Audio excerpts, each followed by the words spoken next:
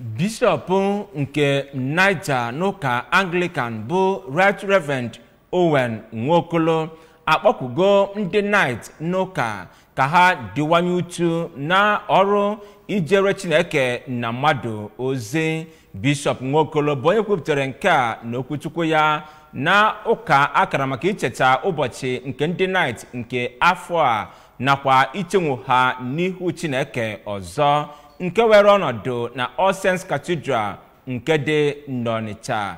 Dịka o si wee kọwaa, ya bụ oke mmemme ichenwu ndị Knight a ọzọ n'ihu Chineke bụ nke a na-achịkọba otu ugboro kwa afọ ọbụla ebe ha na-anọ wee na-adọta ike site n'aka nke Chineke. Ka Ọgọchukwu Ọranụ kọchapụrụ gị akụkọ a.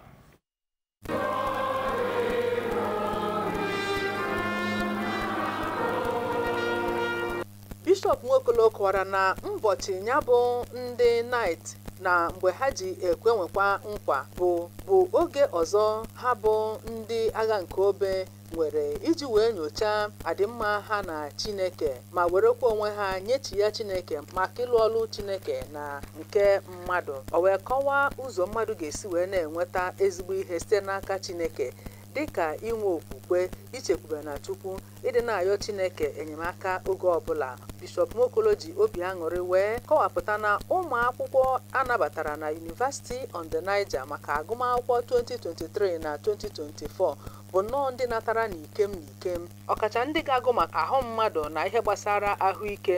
O wee nwee nchekwube na Nigeria University Commission NUC na JAMB bụ ndị ga-enye ha ohere iwe ụmụ akwụkwọ hinne na oge ọzọ a ga-ewe ụmụ akwụkwọ.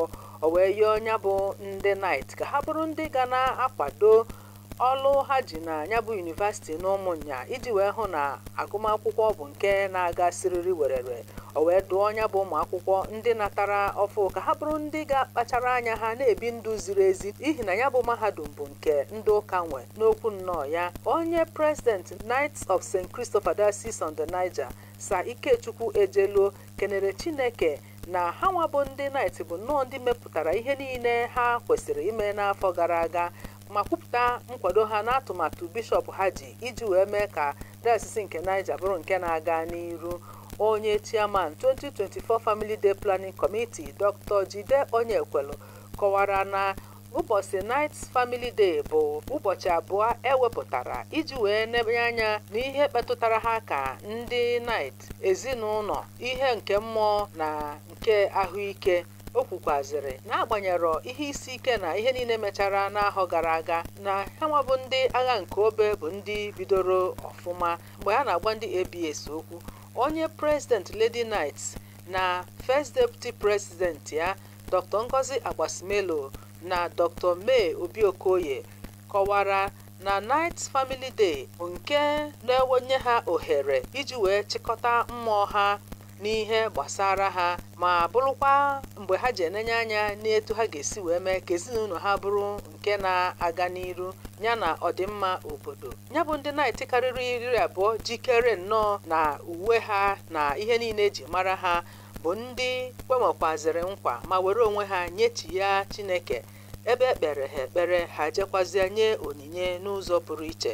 Ọgọchukwu Ọranụ n'akụkọ ụwa ABS.